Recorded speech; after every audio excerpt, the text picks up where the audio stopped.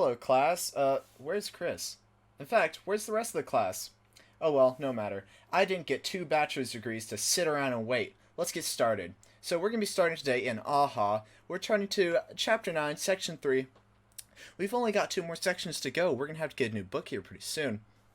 Anyways, going on, it says AHA. Moving on from that, this handsome man you see behind me's name is Edmund Spenser, and he wrote the Spenserian Sonnets, named after Edmund Spenser, who you can see right behind me. Hey you, stop sleeping in class, we're about to begin. You did do the reading, right? And you did answer the questions, right? Alright, well, let's start. Open up your OneNote here, and I'm going to ask question 1, and you're going to answer it. So paraphrase the following lines from Sonnet 1. Those lamping eyes will deign sometimes to look, and read the sorrows of my dying sprite, written with tears in heart-close bleeding book. So, what'd you have for that? Well, I said, she will lower herself to look upon his poetry and read the sorrows of his dying spirit, written in the tears of his true soul. That was beautiful. I'm sorry.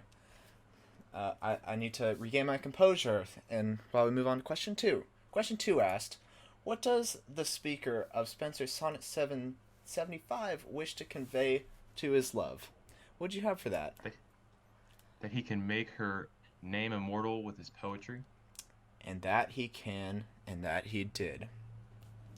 Question 3 asked, what is one way to identify the form of a Spenserian sonnet?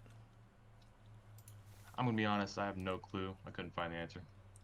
Well, that's very handy because I know the answer. You see, the answer is that Spenser always wrote with 3 quatrains with alternating rhyme scheme ending with a rhyming couplet. Do you understand? Yeah. Alright. But if you don't, I have a helpful diagram right here that you can look at. Do you understand better now? Yeah. Alright, that's good. Let's move on. So, question, I don't have these numbers, asked, how does Spenserian sonnet differ from a Petrarchan sonnet? That's a trick question. You didn't have to answer that, but I am curious to know what you answered. Well, he wrote his sonnets in English, not Italian. Well, that is one difference. Let's move on to the next one. So, what meaning is conveyed by these lines from Sonnet 1? Leaves, lines, and rhymes. Seek to please alone. Whom if ye please, I care for other none.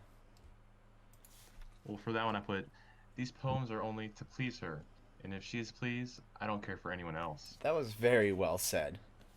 Very well said. Very well said indeed. Let's move on to the next question.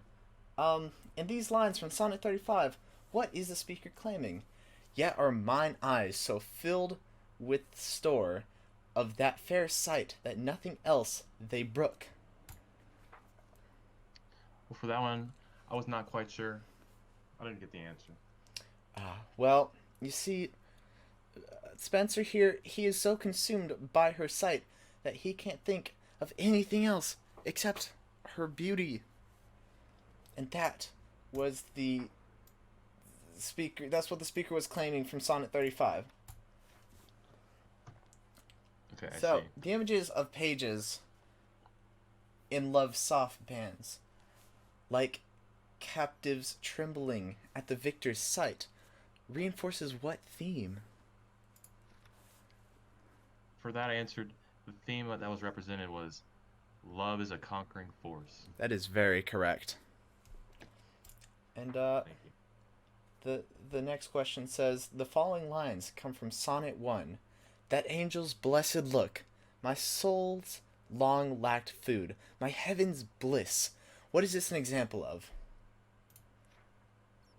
Uh, I don't know. I'm going to be honest, I don't know either. You see, it's an example of a lot of things. It could be an example of a metaphor.